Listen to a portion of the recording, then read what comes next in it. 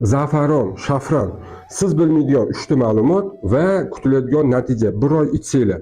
Qadimda bu oltin bilan o'lchangan giyoh bo'lgan. Shuning uchun buni birinchisi qadimda tabiblar rostakam dori sifatida foydalangan. Ya'ni asab sistemasini tinchlantirgan, organizmni qayta tiklab bergan. Ikkinchisi xotirani yaxshilaydi va kuchaytirib beradi. Hozirgi kundagi uchrayotgan statistik marazmni ketkizib beradi. Ya'ni qarilikdagi juda ham ko'p yomon kasalliklarni oldini olib beradi. Va uchinchisi ko'rish qobiliyatini yaxshilash va ko'rish nurini pasaytirib beradi. Nima degani bu?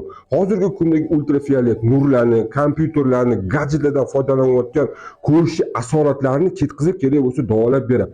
Ichilish tartibi 3 yoki 5 dona gulini olasiz. Mana shunaqa stakanga suv solasizda 150 ml iliq suvdan sal issiqroq 20 minutga damlab qo'yasiz. Mana shunaqa rang chiqarib berish kerak. Ertalab yoki kechqurun ichadigan bo'lsangiz och qolinga imkon qadar bir oyda juda ham zo'r natija erishasiz. Endi eng poddelkasi ko'p giyohlardan bittasi shu hisoblanadi. Like bo'lsangiz tarqatasiz. Siz bilan doktor Kamilov, e'tiborga rahmat.